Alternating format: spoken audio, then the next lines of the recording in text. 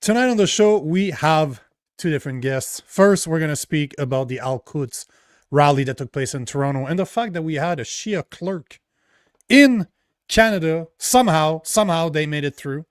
And at 7:30, we will provide you the update that you've been waiting for, everything you need to know about Bill C-9.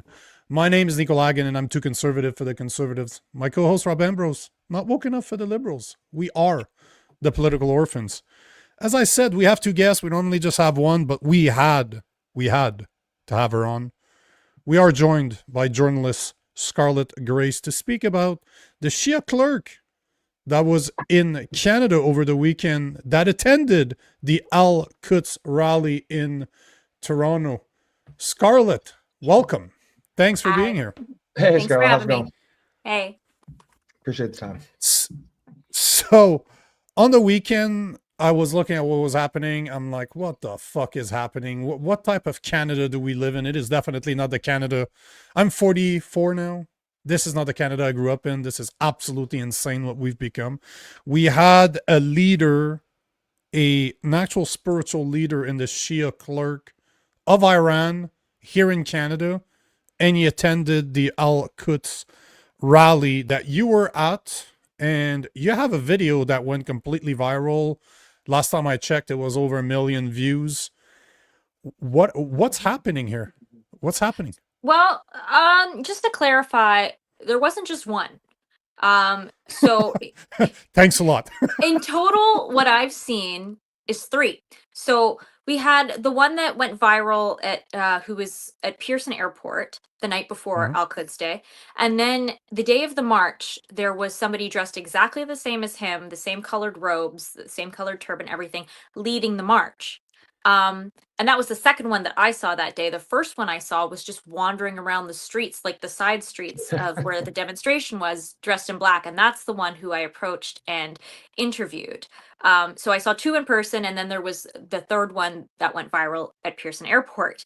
However, the one who was leading the march, our friend Lynn Brooks, who's a voice for freedom, she's active activist. She just went right up to him and asked, "Are you the guy from the airport video last night?" And he said he was, but we don't think it was. It doesn't look like him, right? So that's 3 separate individuals dressed in those garments, like mullahs.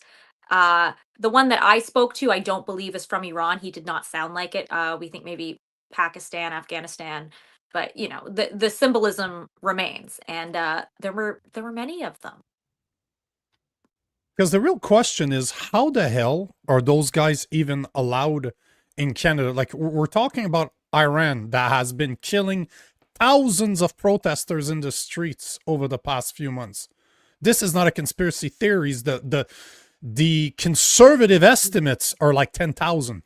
This is insane. And we have one of their spiritual leaders here in Canada, and it's reported. This has not been confirmed by anybody official, as in our immigration and citizenship has not confirmed that, but there's allegation that the guy we saw at Pearson Airport actually has a Canadian citizenship, and he got it very recently. So this is while he's doing what he's doing in Iran, we are accepting him here on top of what we already know, to have at least 700 IRGC members in Canada. How does that make any sense? How is this possible? And how is the average Canadian not aware of this now? Well, I mean, from what I've witnessed over the past couple of years since October 7th, it's none of this is surprising. It's kind of on the trajectory of where we've been going. I was still shocked at everything that I saw on Al-Quds Day, the fact that they were just roaming around Toronto's streets unabashedly, emboldened. It was another escalation, but all in all, it's really not surprising with the lack of police enforcement that we've had against just blatant terrorist symbolism. We've got Mhm. people cosplaying as Yahya Sinwar, the leader of Hamas, the mastermind behind October 7th, in Jewish neighborhoods, and waving Hamas flags, waving Hezbollah flags, and there's just no enforcement of our anti-terrorism laws and our anti-support of terrorism laws. There's no enforcement of the criminal code, which is supposed to come from the RCMP, and they're just MIA. So of course they're gonna start doing more. I mean, they're shooting up Jewish businesses in Toronto. They're shooting up synagogues, Iranian businesses, and lastly, the U.S. consulate, which has been the setting of the last few massive Iranian anti-regime demonstrations. So, like, of course, they feel comfortable to do this. Yeah, I definitely think they've been emboldened by the Palestinian protests over the last few years. So, Scarlett, I was just wondering if you could give us a little bit, just for the viewers who are not super versed in this, is a little bit about what the Al-Quds rallies are about, and what you saw when you were there yesterday that was outside of the videos, the things that we haven't seen.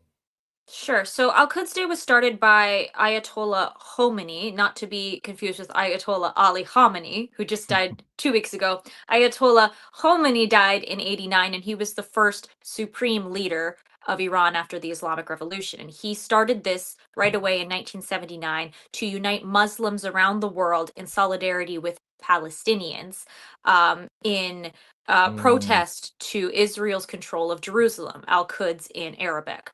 So it's basically a worldwide call against the only Jewish state. Sure. It's a giant anti-Semitic hate march, and all of this goes back to the regime in Iran, which funds Hezbollah, funds Hamas, is the axis of terror in the Middle East. And it's not just happening in Muslim countries; it's happening right here. It's everywhere. crazy. Yeah. And it's happening in England. It's happening all over the place. At the end of the Actually, day, they banned it. They banned it in the UK, but they didn't ban it here. Wow. Which is wow. That's shocking. I know. That is I can't believe shocking it. they were able to do that. yeah, even Ford tried to. I don't think he tried. Well, that's the first time I yeah. really heard about it. That's why I was asking Scarlett to kind of brief us, because I only first heard about it when I saw So that Doug Ford tried Doug to. Ford actually tweeted before- 8 years ago that he before would you stop go it. just before you go, I just wanted to mention one thing and have you confirm if that's true, because from my research, Al-Quds, yes, is Jerusalem. It's how they call Jerusalem in Arabic. But let's be honest here. If you look at the Quran, they are a political system. They base their system on invasion. And it's, to me, Al-Quds is the same thing as saying from the river to the sea. They want to take back what they believe belongs to them. And I'm a Christian, right? Jerusalem is where when my God came to earth, that's where he was. That's where he's from. I'm not saying I should kill all the Jews to get it back from them. But let's be honest, when you're celebrating Al-Quds, you're saying out loud that Jerusalem belongs to you. And if you understand the Quran, you understand the political system of war that they base their religion on, they want it back. So I don't see any difference between us celebrating, and by us, I'm saying allowing a celebration of Al-Quds in Toronto, any different from somebody from the Free Palestine movement saying from the river to the sea. To me, it's the exact same thing. But they allow that too. They allow that too. So it is the same to the Canadian government. It's allowed, in their opinion. Do you agree? Do you agree that it's the same? Because you know more than I do. It's just when I was looking into it, my mind was blown that again, this is acceptable in Canada. Yeah. Yeah, I mean, it was just another pro-Palestine march, but it was also, a little more of support for the Islamic Republic, which is really particularly disgusting at this time after the actual genocide that's occurring in Iran at the hands of the Islamic Republic, who started this holiday. And so for all of those people to be marching for the Al-Quds Day March, they're basically spitting in the faces of the tens of thousands of Iranians who've been fighting for freedom empty-handed. They're supporting their oppressors, so supporting their murderers. Just open in the it's mind-blowing. It's disgusting. So as Rob asked, what did you see when you were there? Because I agree with this. I wasn't there. I wasn't in Toronto, but I'd be curious to. And it's, you see clippets, you see a minute video there, you see a 2-minute video there, but you see that crazy guy that's yelling, "Let's kill Canadians," faking to stab in the air. Stabbing guy. What was it? What was the energy there? What did you get from attending or let's say reporting on the rally, not attending? It's all just violent volatility, just hate coming from that side. So the day started, two sides were separated. They had the side of the Al-Quds Day people, the Palestinian flag, the flag of the Islamic Republic, portraits of Khomeini on one side of the road. And then on the other side of the road were the anti-regime, pro-freedom Iranians and allies, Jews, Canadians, Canadian flags, American flags, Israeli flags, lion and sun flags. And it was just night and day. On one side of the street, we're dancing, celebrating, playing the YMCA. And then on the other side, they are doing the stabbing motions and the, all the violent things that they do. And then that side starts to march. And as the day continued, I followed the march with my videographer to report on that. Unfortunately, I lost all the good guys; they stayed behind, but I went with the bad guys, and they, would come up to me. They one girl got just by my security and body checked me and grabbed my mic. Thankfully, my security was great, and they got rid of her. But it's just violence. They're just angry and violent and genocidal, just to be blunt. They're a monstrous bunch. So you said security, because that is one thing I'm a bigger guy. I come from a martial art background. I'm not, people don't worry me. Put your hands on me. You'll learn what consequences of your actions. I'm not, if your father didn't do it, I'll take that role for you. I'll teach you what your father should have taught you. But I've said that to many people we've had on the show that don't necessarily have my background. And just be careful. Like, you should learn to have security, because when you're recording, I've done a lot of those street interviews. You can't pay attention to everything that's happening around you. So you're actually going to those events with people that protect you. Oh yeah, yeah. I had 3 big dudes with me when I was walking along with the march. I used to go out and just do activism by myself and hold up a Canadian or an Israeli flag in the faces of these people, and I'd have my friends with me to look out for me. But that was a lot riskier. Now that I'm, with a company, they do take really good care of us and make sure that we're protected. So did you did the people at this rally, did they know kind of who you were in your position? Were you there in an official capacity, and what was that like? No, they know who I am. They've known who I am for a long time, from the Bathurst and Shepherd protests, like the pro-Israel protests that were going on for so long in Toronto's Jewish neighborhood. Yes. I would go there, and they started to come and counter. So they know me from that. They're all uh leering and jeering my name. Oh, Scarlett Grace. Like, I'm used to it, and I just wave, and I'm like they're my biggest fans. Yeah. Crazy. But they know who I am. Yeah. What do you think should happen? Because I look at this from an outside's perspective. I look at this from a guy that's traveled 30 states in the US over the past about probably 3 years. I've been all over Canada over the past few years. I don't recognize my country. Quite frankly, I don't recognize it. I don't know what this is anymore. I don't like where it's going. I have a young son, and I'm like, is this really the country I want him to grow up in? Because this is not the Canada I grew up in the 80s and the 90s. And it seems that it's happening on every single level. Like, we're talking about protests right now, but it seems like everywhere you look, I don't recognize my country. But when it comes to these type of rallies, because I'm a freedom of speech, I believe in freedom of speech 100%, 100% free speech. I don't believe that there's no such thing as hate speech, in my opinion. Unless you pass to action, there's no such thing as hate. But what do you think should be done? Because those protests you're displaying that if people show up with a different opinion, they will come at you. They will maybe attack you. I've seen people get attacked, like Darcy, for example, from Darcy Media, has been attacked before. So what do you think is the responsibility of police forces like the RCMP or the Toronto Police in this situation that tends to just let shit happens? What was the police presence like in addition to that? The police presence there was a lot of them, and they had the horses, and there was a lot of manpower. But I mean, even in that viral video of the guy doing the stabbing motion, you can see a police officer just looking at, they don't care. They don't care. They don't want to have to enforce anything. I don't know if it's too messy for them or what it is, but they don't want to get involved. And that's the main problem, I think, because we don't have a lack of laws against this kind of stuff.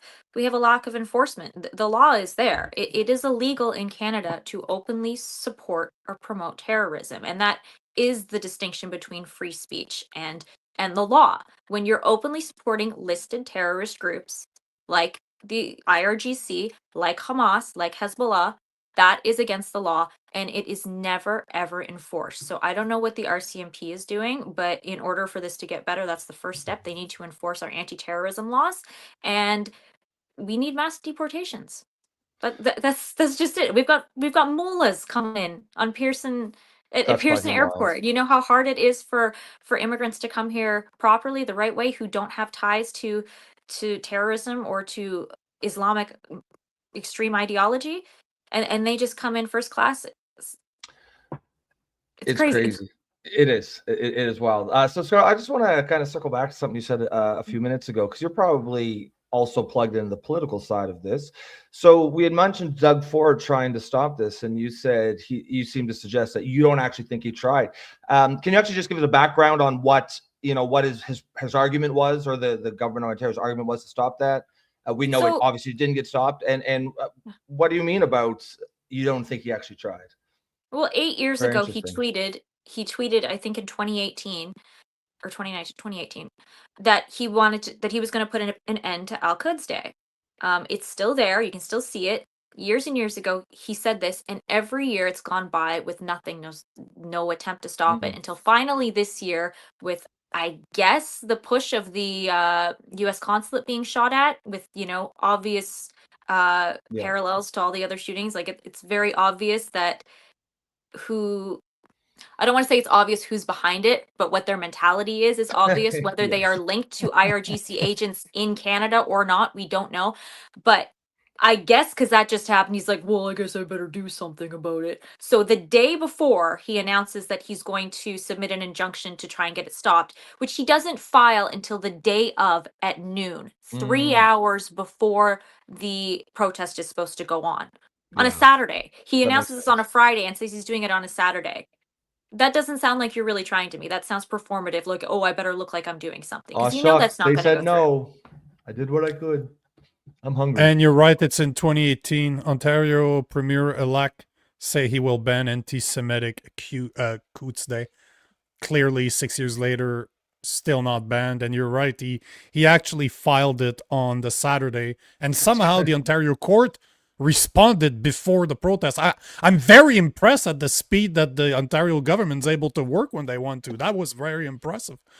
But I just can't believe even though I'm used to this, even though we talk about this stuff all the time, we talk about everything that's going on in Canada, it still baffles me when I see events like this. They're still taking place and they're going viral all over the place. And there is a massive amount of Iranians in Canada. You're talking between 200 and 300,000, somewhere along those lines. Just like, there's a lot of Lebanese. I'm from Montreal. There's a lot of Lebanese here that immigrated from Lebanon when the same thing that happened in Iran happened to Lebanon. They got taken over by Muslims and they fled. They're just, nope, we're going to go somewhere else.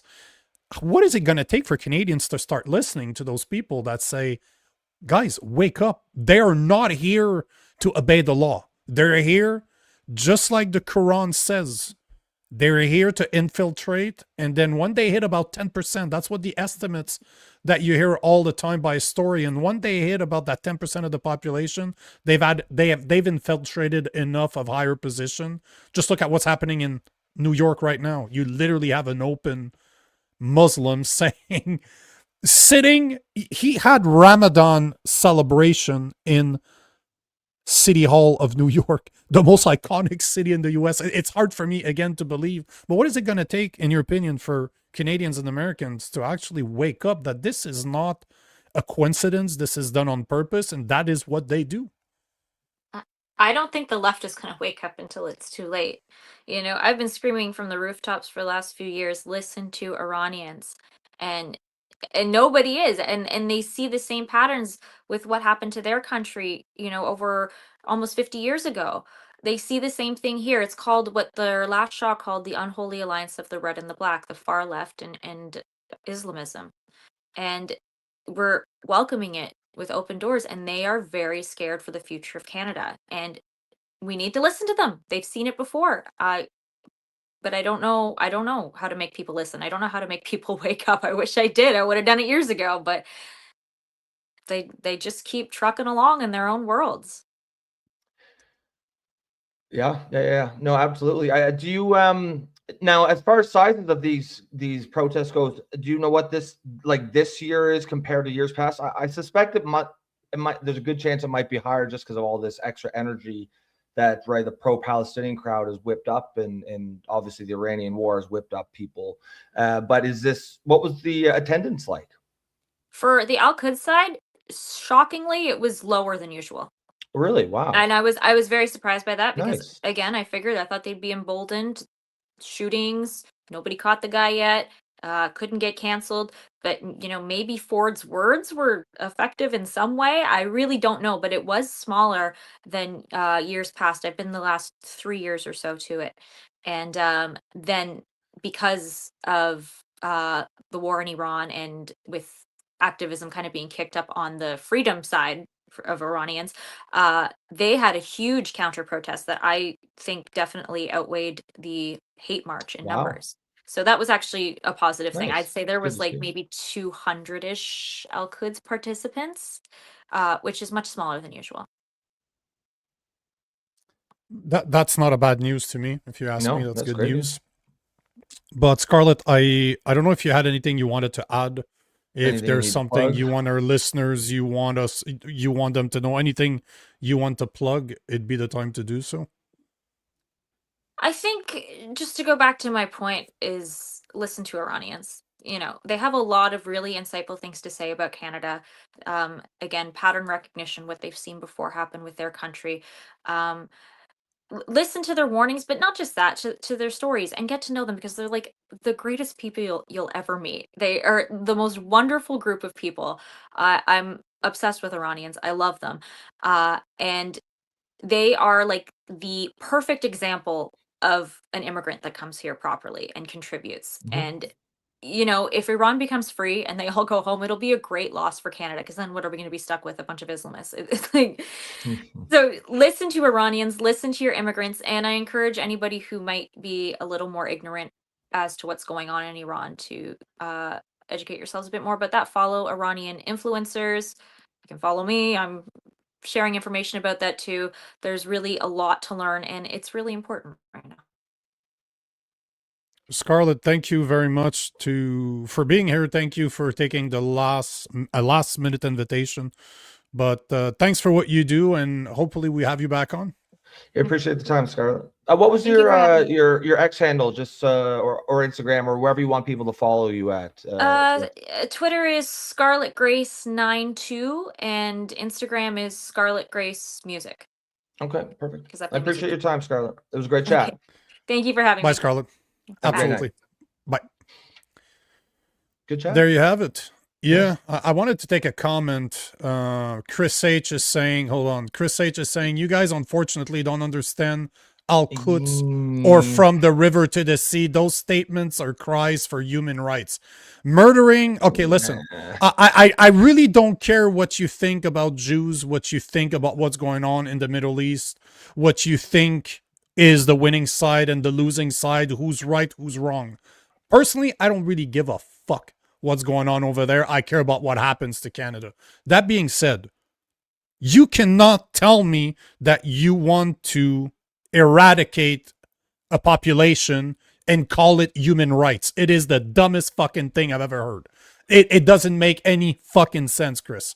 Yeah, come on. From the river to the sea, there's an explicit assumption that you're getting rid of all the Jews there. I promise you, they are not talking about resettling the Jews in a nice area. And even if they were, that's still genocide, forcibly resettling people. And you can make whatever arguments you want.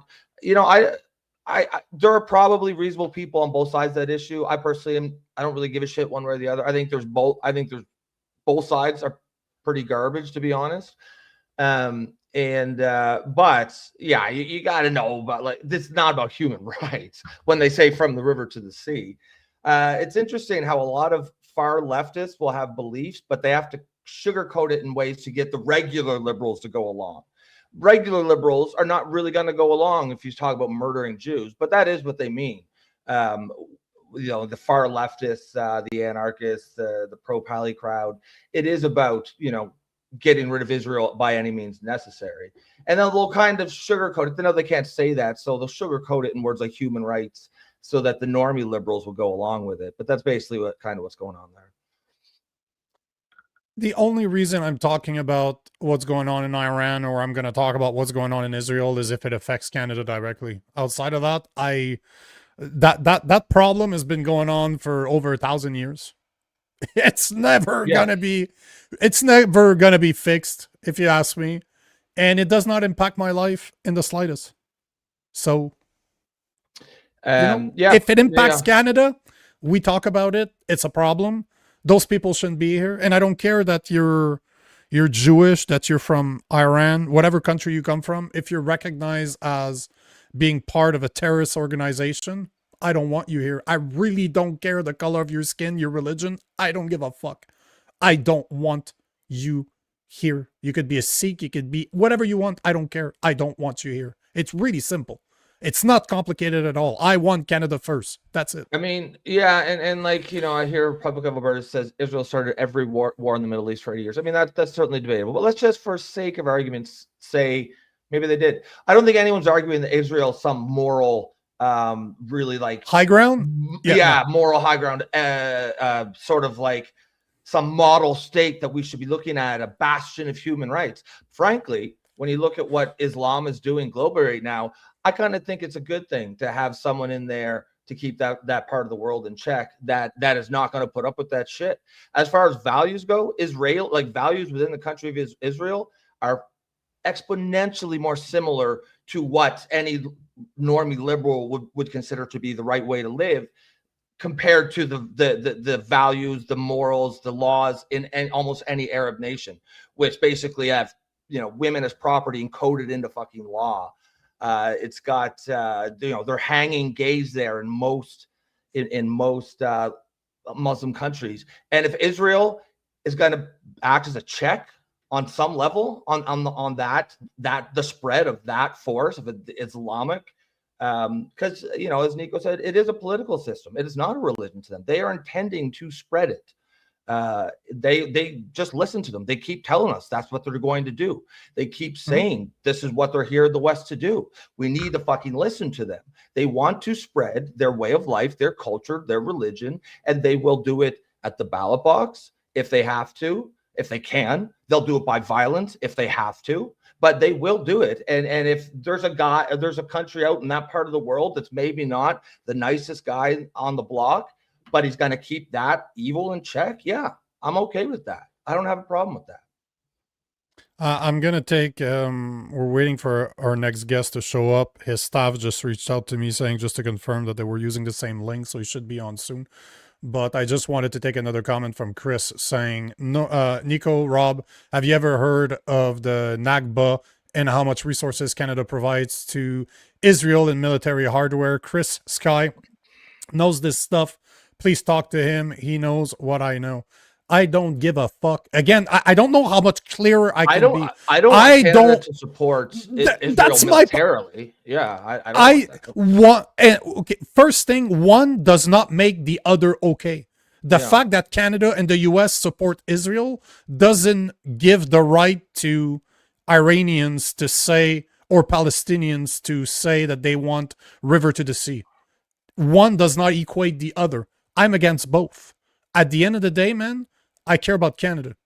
I don't think we should be giving any money to any foreign countries, whatever they are. Zero, nothing. Zero. I want us to take care of Canadians. Plain and fucking simple. I don't like that 25% of Canadians are struggling to afford food. I don't like that the average Canadian pays 42.3% in taxes and keep seeing his money going to places that should never go.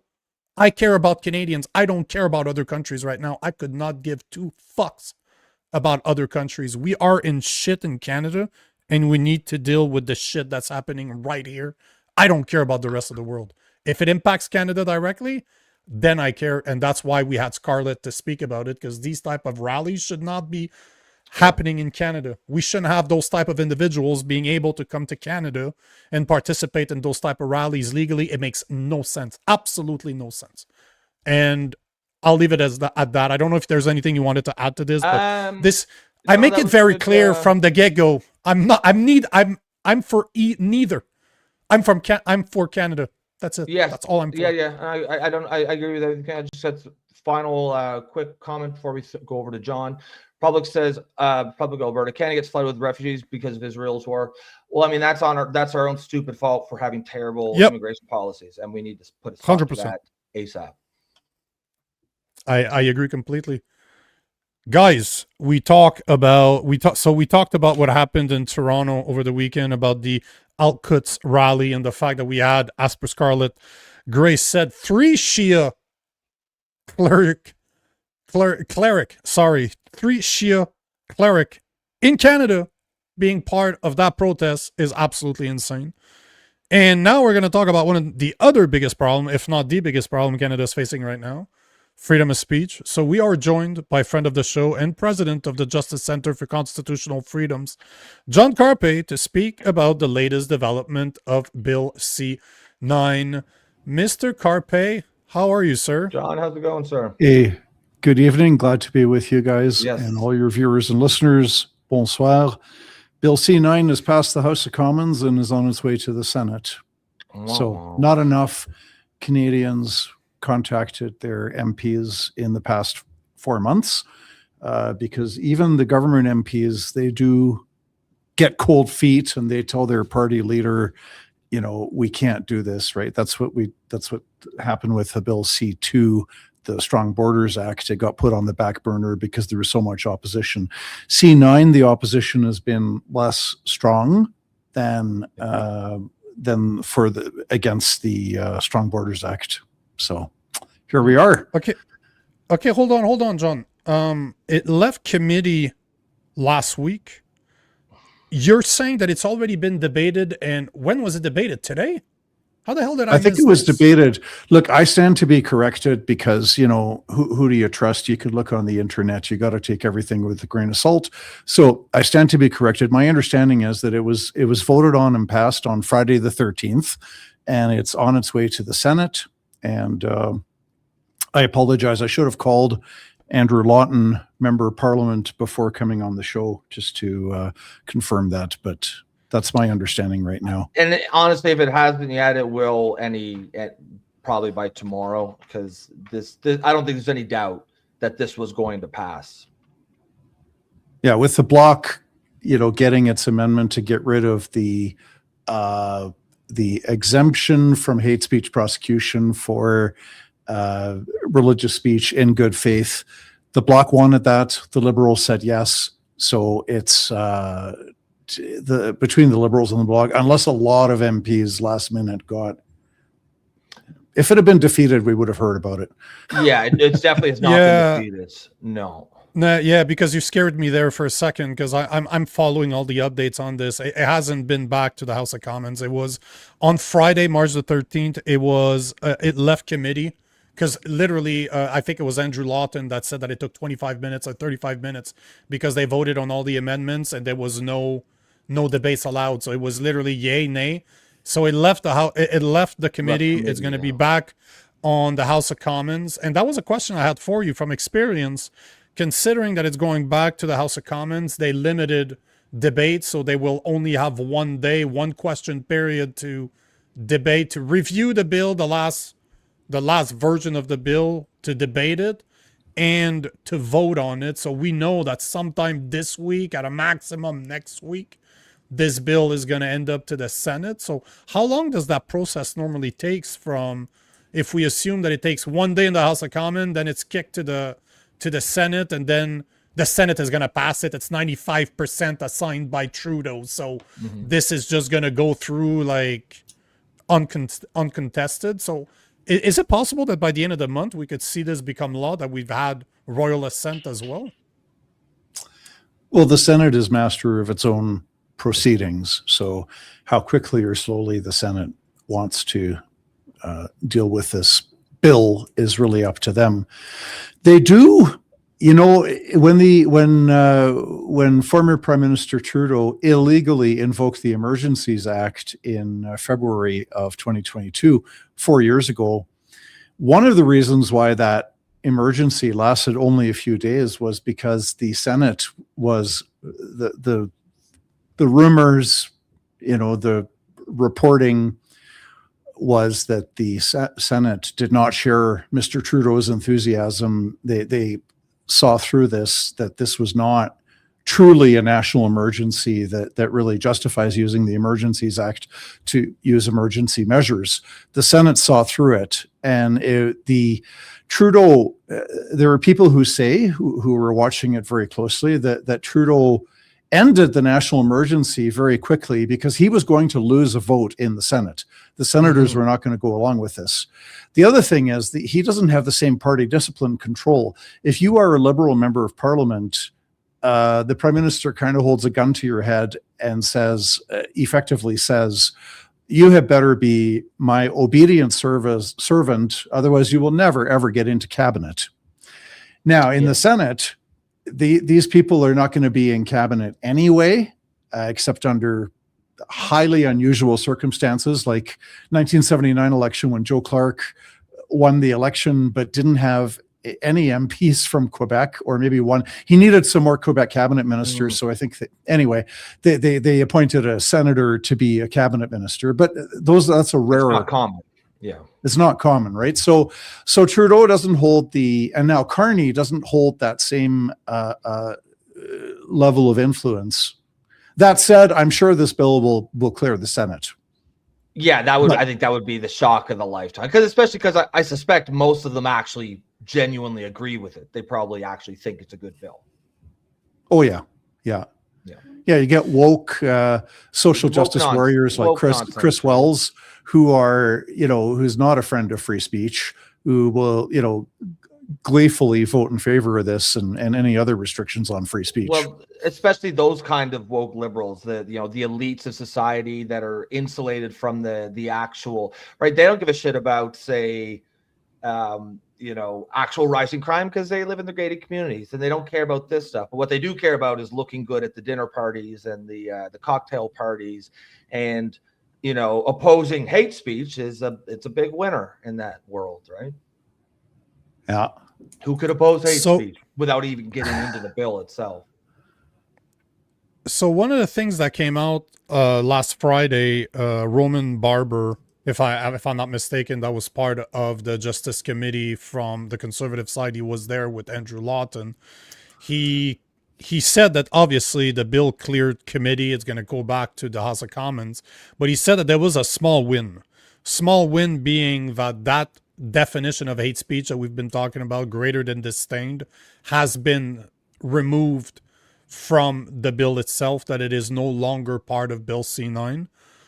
But one of the things that you've said on this show many times is that there's, and I'm paraphrasing obviously, but there is a somewhat of a definition of hatred that has been used. It might not be in the criminal code per se, but it is something that judges have used, and it's something, if I'm not mistaken, that was based on the 1990 Supreme Court ruling R versus Keystra, and there is somewhat of a definition, intense or extreme emotion. But one of the things that you've mentioned in the past is that the reason that hate speech has not been criminally, how can I say it? There's not a lot of people that have been impacted by hate speech. There are not a lot of people that are in jail for it, although there's a few, but it doesn't happen very often because the Attorney General needs to sign off on the actual hate speech request. But one of the things that is still that's still there, which is a win. It was one of the wins that the Conservatives secured, was that they're now and that was, I think, arguably the worst aspect of Bill C-9 has actually gone away, because now there still has to be the consent of the Attorney General before a prosecution can can proceed against a Canadian. So it's not just the local police, local prosecutors, maybe responding to local pressures. It's got to go to the Attorney General of the province.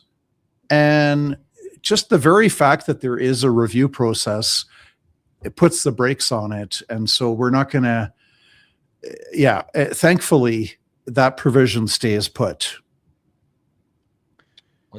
Some good news. But good faith is gone. That we know that was the deal the Liberals had to make with the Bloc Québécois in order to pass this paper motion, in order to pass that bill C-9 through. We know that's gone. There's no more protection under Section 319 for the good faith protection, or I think there was a cool term. The religious priest defense. or pastor. Yes. If you were that's gone. Expressing an opinion based on belief in a religious text, it offered additional protection to, say, Catholic priests, Orthodox Jewish rabbis, Muslim imams, conservative evangelical Christian pastors, that if you were teaching from the Torah, the Bible, the Quran, and you were talking about homosexuality or transgenderism, that you had additional protection against a hate speech prosecution. We'll have to wait and see how this plays itself out, because what governments usually do, they pass bad laws and then they wait for a year or 2 or 3 or 4 before they start the enforcement. I mean, for example, when Bill C-11 passed, the Online Streaming Act, and it actually gave the CRTC, the Canadian Radio, Television and Telecommunications Commission, it gave the CRTC legal authority over the internet in Canada in 2023. What are the terrible results that we've seen so far? Well, nothing yet, right? They're not totally stupid. So they pass terrible laws, but then they don't start the next day to enforce them in the worst possible way. You'll ease it in, so hopefully you don't notice. Just ease it in. So, but the question I was going to ask you, though, about the good faith, as I was getting ready for this, I was thinking, and in order for me, and I'm not saying I would ever do that, but for somebody to accuse someone of hate speech, you must understand what they're saying. You must understand the language that they're speaking. And if good faith is a legal defense that religious groups have been using in order not to get in trouble for hate speech for what is in the Bible, for example, do you honestly believe that the government would apply these type of legislation equally across the board, considering what's been happening to Christians? And the reason I'm saying this, it's easy to hear somebody talk in English about the Bible that most people have an understanding or at least know somewhat of, and report that as hate speech. I don't speak Arabic. You could put me in a place where they're talking about the Quran. I have no idea what they're saying. So do you honestly believe that this could be used across the board, or do you envision certain groups being more equal than others? Look, we've seen the double standard or triple standard, quadruple standard. There was this preacher in Montreal some years ago. You've probably seen the clip. I don't remember the date, but it was some guy. He was speaking in Arabic, and it was something about, death to the Jews, death to Israel. And he wasn't even quoting from, well, I don't know if he was quoting from the Quran or not. I think probably not. He wasn't charged criminally anyway. So a lot of this is a symbolic thing where the Bloc is, saying, look, the Bloc Québécois is arguing we have to get rid of this so-called religious defense. Well, it wasn't the imam in Montreal who was saying something like, death to the Jews. He wasn't charged criminally anyway, but the reason he wasn't charged criminally had nothing to do with whether or not it was religious from the Quran, yes or no. But the double standards are scary, okay? You see, for example, the Aboriginals protesting against residential schools. In broad daylight, with police watching, they publicly vandalized a large statue of Queen Victoria at the legislature in Manitoba, tore it down. This is criminal. to legally, you can destroy your own property if you want to. If you want to take a baseball bat to your own car, go ahead and do that. If you take a baseball bat to somebody else's car, not only does that incur civil liability, it's also criminal offense to destroy property that is not your own. So public property destruction by Aboriginals, tearing down a statue of Queen Victoria, and the police are fine, and the prosecutors announced a few weeks later, we're not pressing charges. They get Tamara Lich, Chris Barber in Ottawa protesting for the wrong cause. They're against the vaccine passports and the lockdowns, etc. And so they're criminally accused of obstructing access to some roads, which is a criminal code offense. If you if you obstruct or interfere with the lawful use and enjoyment of property, then that's a crime. If I block you from getting into your car, or if I stand between you and the door to your house, if I physically obstruct you from going where you want to go, that's one of the forms of mischief, and it is criminal conduct. So they come down very, very hard on Tamara Lich and Chris Barber with the big prosecution, spent probably millions of dollars, even while there's accused murderers and rapists are walking away because the Crown says they don't have enough money for that. But they spend huge sums of money to prosecute Chris Barber and Tamara Lich over the criminal obstruction interference, but not the Aboriginals who are tearing down a statue of Queen Victoria in broad daylight. I can give you many more examples. So that's the problem with the whole hate speech laws. They're not going to be enforced. I would say it's unlikely that they will be enforced against Muslims. It's unlikely. 100% correct. Because that would be Islamophobic, right? And everything's political. Yeah. We saw this. Here's the other example. Okay, there's Muslims praying in the streets in Toronto, shutting down a street, which is a criminal code. That's the same thing that Tamara Lich and Chris Barber stand accused of, is that they shut down. They did keep a lane open for emergency vehicles, but if you had two lanes, maybe one of the two lanes was shut down in Ottawa with the Freedom Convoy. So they're criminally charged. You get a bunch of Muslims praying in Toronto, shutting down the streets. There's no criminal charges. They get police protection. There's a double standard. They get police protection for that. And if you yell at them while they're doing that, they will arrest you.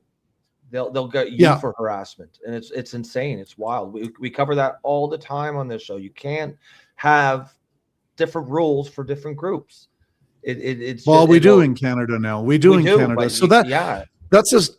So the law itself is not necessarily that terrifying. I probably shouldn't be saying that in my position, but in and of itself, the law is not necessarily that terrifying, but it's the enforcement that is going to be unequal. And we know that. We know that from the whole attitude. Even in March of 2020, you had these pro-environment, pro-Aboriginal people who believe that mankind controls the weather, and they're shutting down shipping lines and railways and so on. And Trudeau says, I want to meet with these people. I want to sit down and meet with them. Why? Because they're protesting for Aboriginal rights and against, climate change. And then it's like, okay, well, we want to sit down and talk with you. But if you were doing exactly the same behavior because you're against abortion, or you're against high taxes, or you're against lockdowns, you're against vaccine passports, there is not going to be any mercy or leniency shown. You're going to be immediately arrested and handcuffed and prosecuted to the full extent of the law. This is where we're at in Canada today. That's wild. Is your organization going to help the first few people that are going to get caught with this? Because this, to me, I'm not as optimistic as you are. I'm very pessimistic when it comes to this. And I don't think they're going to wait years to do so. I think this is going to come. The first cases are going to come extremely fast, especially that they're just waiting for Bill C-9 to push Bill C-63, and now I have to sit down and read Bill C-22, which is supposed to be completely atrocious. I haven't read it yet, but everywhere we go, it doesn't matter that it's C2, C8, C12, C9, C16, now C6, C22, and the new C63. I really hope that guys like you are in your organization are going to help the few, because they're going to make an example out of this. I got a feeling that they're going to catch a few ones at the beginning, and those ones are going to become the Chris Barber and the Tamara Leach of the Freedom Convoy. But I don't know that they're going to get away with not going to prison this time, though, because they need to set an example. I agree. It's likely, and that achieves their goal of a chilling effect, right? Mhm. That if one pastor, one priest, one rabbi is getting criminally prosecuted, even if they're acquitted at the end of the day, because a fair-minded judge looks at it and says, look, your sermon saying that gay sex is sinful, the sermon that you delivered in your house of worship was not criminal hate speech. Even if that's the ruling of the judge, it's the whole prosecution is going to frighten the other pastors and rabbis and priests and whatnot. So we would look. We try to take on as many cases as possible. We've got about a dozen lawyers across the country taking on cases from BC to Newfoundland, every province in between. We have a full-time lawyer in Montreal doing work in Quebec as well. And if somebody comes to us seeking our help, we try to take on as many cases as possible. Yeah, there's Don't say that it's going to come out of Montreal. Come on, John. Don't say that the first case. I don't want to be part of the first case. Yeah, don't you?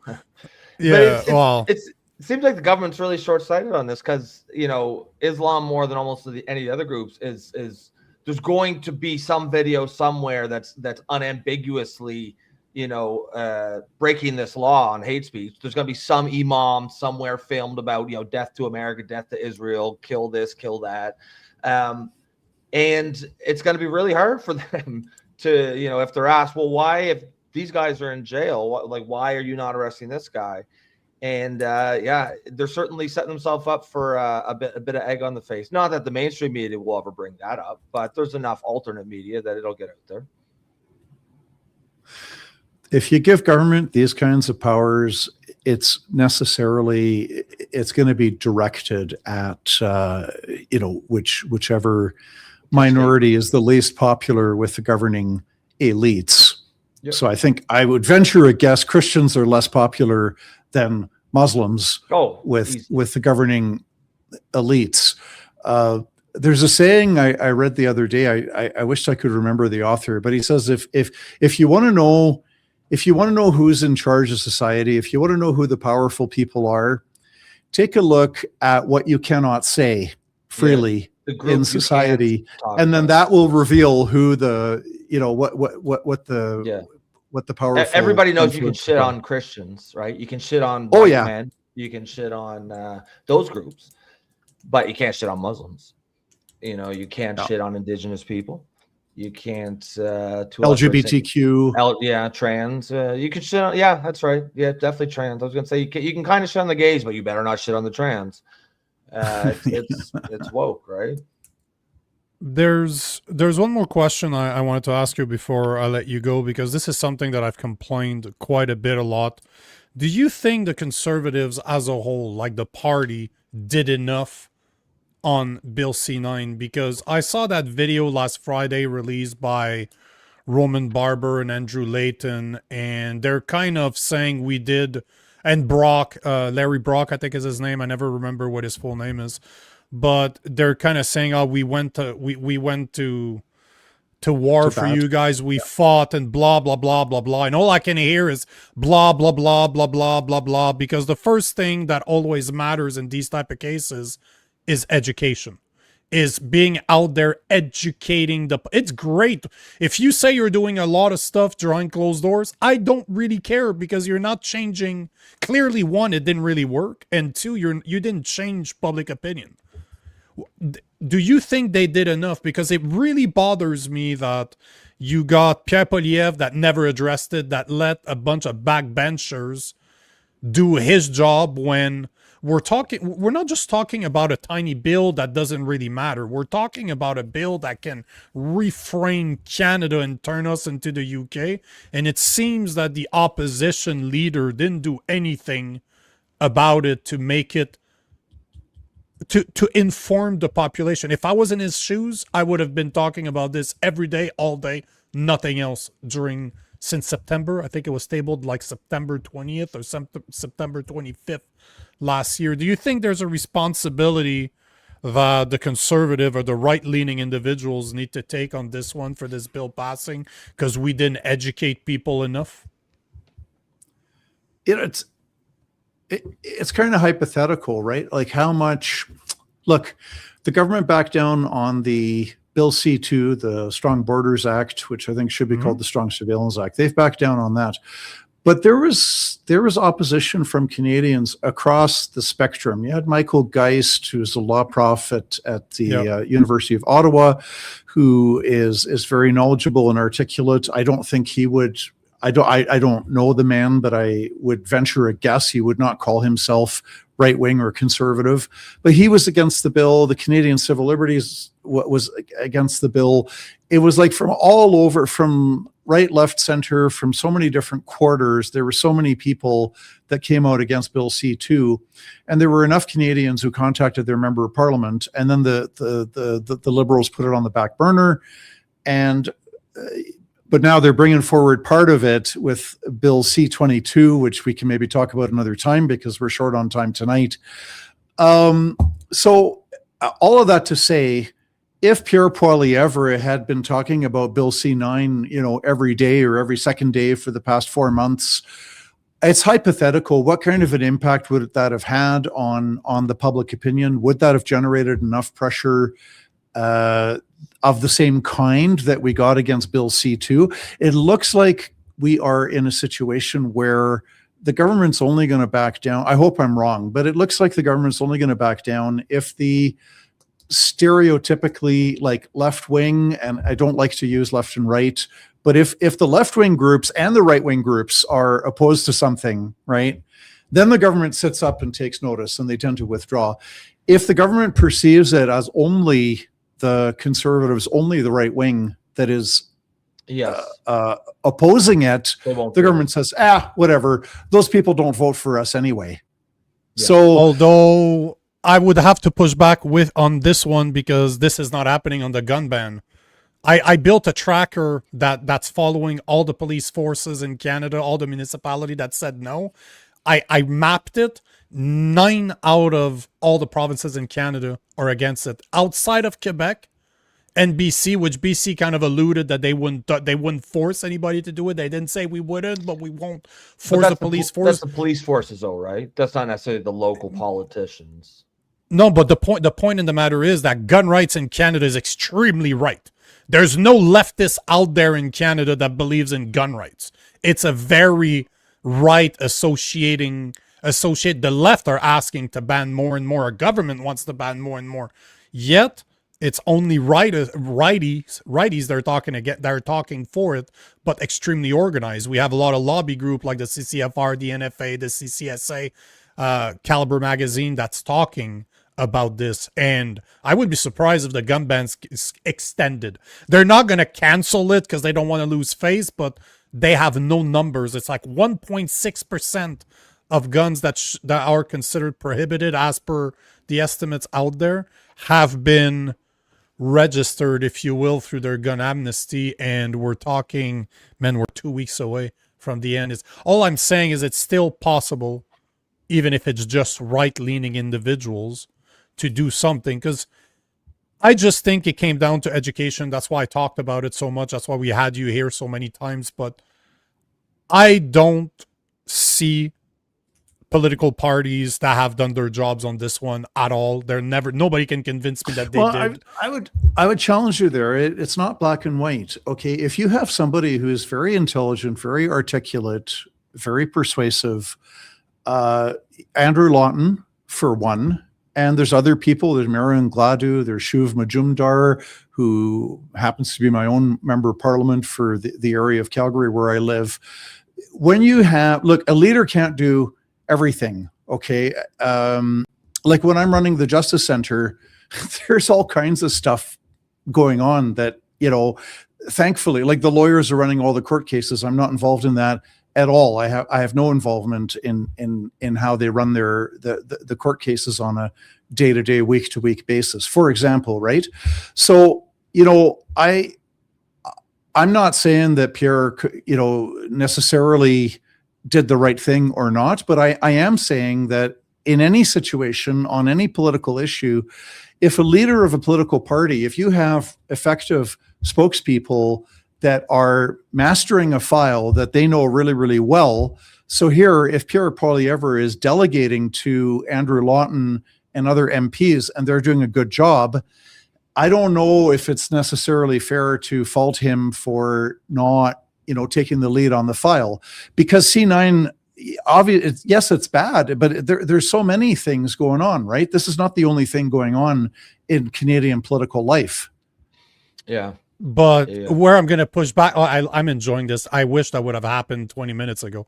But where I would push back to what you said is if they're doing a good job, and obviously they didn't. Because it all starts with education. This is my whole point, is you change people's opinions by education. And if you ask people that are not politically savvy, they're not involved in politics day in, day out like we are, and you ask them, hey, have you heard of Bill C-9? 99% of people are going to look at you, what's Bill C-9? Never heard about it. And that is the fault of do you think they've done a good job, John? Oh, what a great question, Rob. So simple, but yet so effective. Do you think that like Andrew Lawton has done a good job and the rest of the Conservatives? Yes. I think Andrew Lawton has done a good job on this for sure. I have not, you know, had the time to look closely at other MPs that have done this. It's hypothetical. Okay, if they had placed more emphasis on this, then, you know, possibly, yes, more people would have been alerted and would have become mobilized. But I go back to this other point that it seems to be a situation where the Liberals will back down when they see opposition across the political spectrum. Mm-hmm. Then they kind of sit up and take notice. Maybe, and I'm theorizing here, I don't pretend to know what's going on in the hearts and minds of these 300 and something members of parliament, but maybe they saw this as well. The only real opposition to Bill C-9 is coming from people who are voting Conservative anyways. Okay, maybe that's what they were thinking. And then if more had been done, I don't know. It's hypothetical. We don't know. They may have made the calculation it was going to pass. They may have some insider information that they know it was going to pass anyways. But yeah, I certainly can see the argument that, you know, more awareness should have been raised, even if they knew it would pass. Just sort of like to get it in the minds of people. But yeah, I guess we'll see how it goes. I think everyone's in agreement it's going to pass. But before I let you go, John, what I was trying to say is that, and this is something I complained about, Andrew Lawton made it about religion. He made it the main driving point that they had the whole way through is that good faith component that they were going after that could be removed. after the Liberals made the deal with the Bloc, because before that they opposed it on other grounds.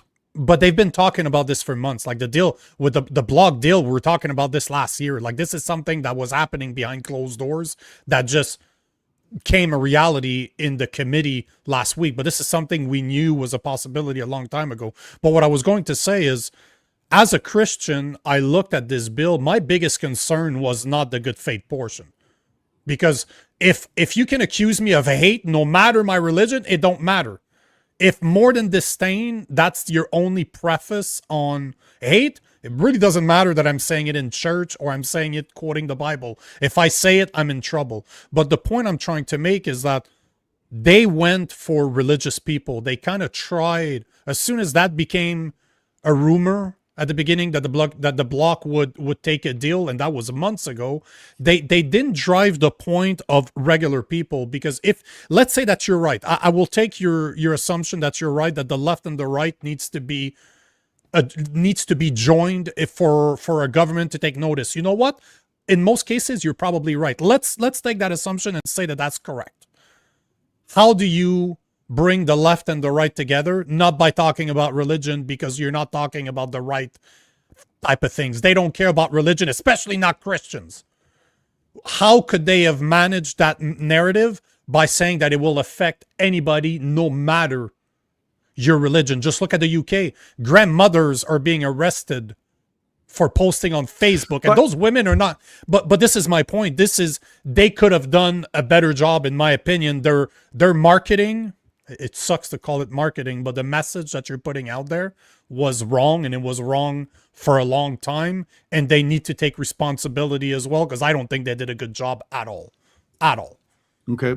I don't have a strong opinion on it, because on the question of whether the Conservatives did a good job or not, I think Andrew Lawton in particular, he released videos multiple times. He is eloquent. He explains it. And they push back. I think the worst thing about Bill C-9 is that getting rid of the requirement for the approval of the Attorney General, if that was in the bill that got passed, now you can have local police just going crazy. Yeah. And if there's a lot of complaints about somebody's speech, and I've seen this happen before, police respond to complaints.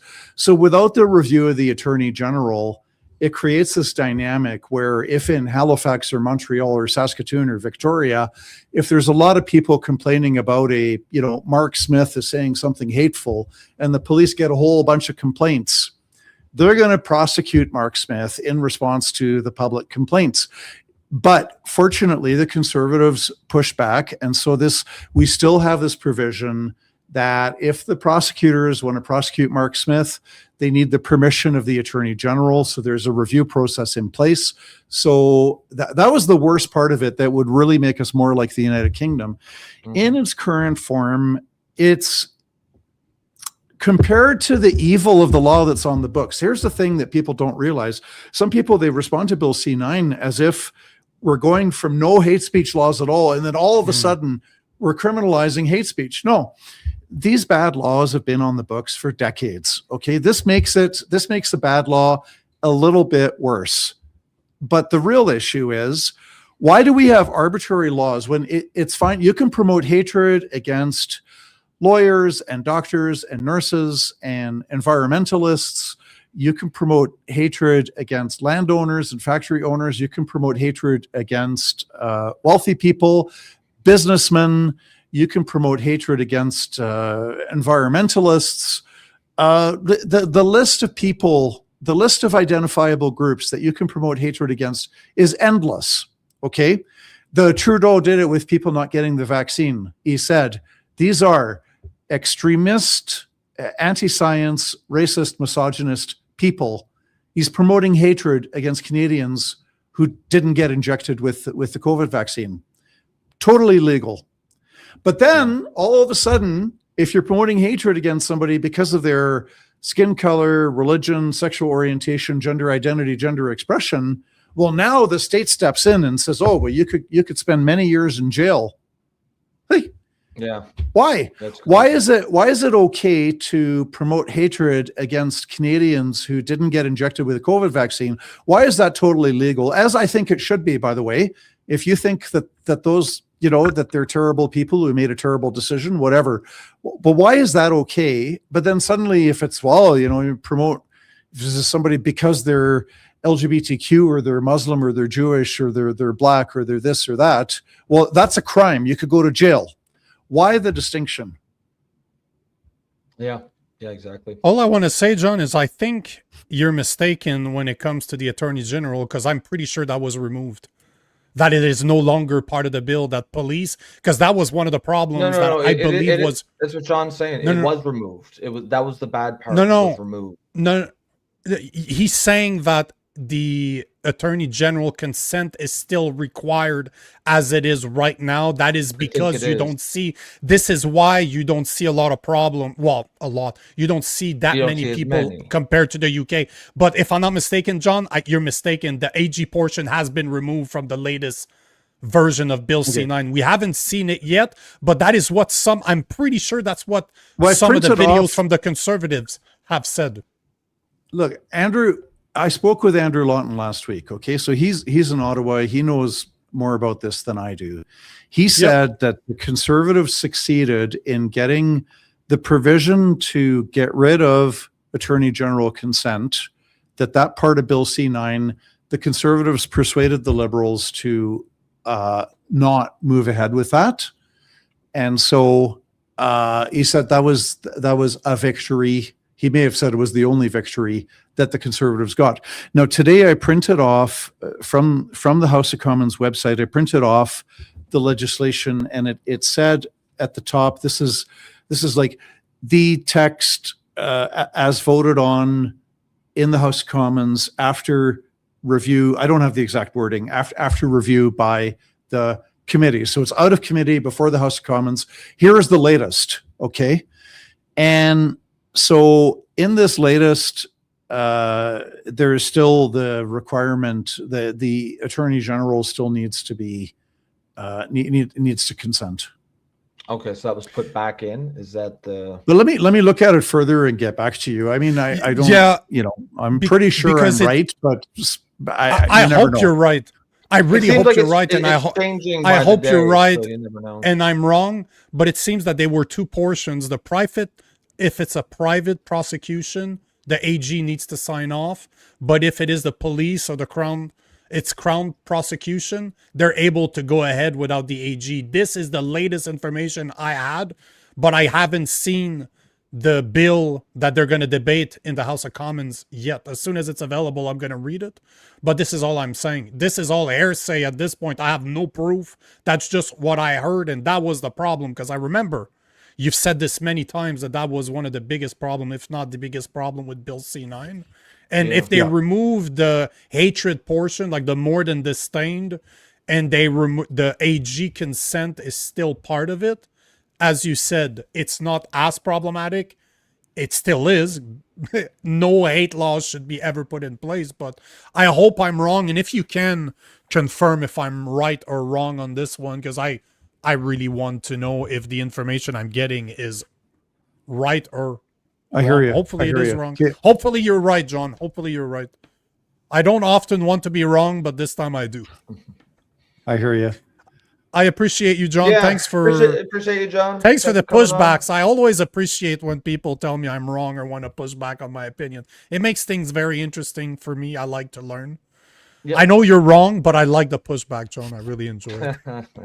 Well, thanks for having As me on your always- show again. And appreciate it, à la prochaine. It's always a pleasure, John. Thank you for your time. Enjoy the rest of your Thanks day. for yours. You too. Bye, Bye John. bye for now. See you, John. Yeah, good chat. Always glad to have him on. He's one of those guys that I can disagree with. I just like him. Oh yeah. No matter what, I just like the guy. And Yep, he's a cool guy. but I like the pushbacks, though. I like the pushbacks. I like when people question me and say makes you're wrong. for. And I hope I'm wrong. No, but I hope I'm wrong. Yeah, There's certain cases I want to be wrong, and this one I want to be wrong. Well, I really Googled hope this. I'm wrong. I googled it, and it's AI says it talked about repealing it, but it doesn't say anything about putting it back in. So now it also says AI may often make mistakes. So, but yeah, I definitely would like to. And it does. Yeah, I'd like to dig a little deeper into that to see if it has in fact been put back in. Yeah, I All right, agree. guys. I agree. Excellent chat. Before you do, the, we got to speak about sponsors. We always do. This episode of the Political Orphans brought to you by Miss Cleo's Pet Treats, 100% natural dog treats made right here in Canada. She makes them at a home. She buys the meat from Manitoba, local farm. None of that nasty Chinese meat, because your dog deserves better. And you know what they say, less Muslim, more dogs. No, that's so bad, but it's still true. That has nothing to do with her. That's just me saying that. But if you want to have great treats for your dog, natural treats, homemade, made with love, go to Cleo's Cookies and Treats.ca. We do have a discount code for 20% off your entire purchase. Political Orphans. Just look in the description below. And yes, Trevor, I was missing an S in the description in the show yesterday. So thank you for pointing it out. I fixed it. It's working, and you need to encourage her, because I got to tell you, man, my dog loves it, she's actually really fucking annoying now because she always Really, eh? you go in that direction in the basement. There's a fridge. If you go near that fridge, she expects you to bring her back something because she knows that's where we store it. So they're gonna love it. Just saying. Yep. Nice. I'm done. Yeah. I'm All done. right, guys, we are gonna put a pin in there for the night. Excellent show. Because we did have 2 guests today. Obviously, we weren't able to get 2 comments as much as we wanted to, but if you are a regular viewer of the show, you'll know that normally taking audience comments is a major part of the show. So get those comments out there. We will get to them eventually. If you want to support the show, please consider becoming a member. You can do that through YouTube for the low price of $2.99 per month. You can also buy us a coffee, which you will see in the upper left-hand corner of your screen. And of course, if neither of those options, just keep coming back. Throw those comments in there that help with the algorithm. That's another way you support the show. Other than that, folks, have a great evening, and we will catch you tomorrow night. Peace.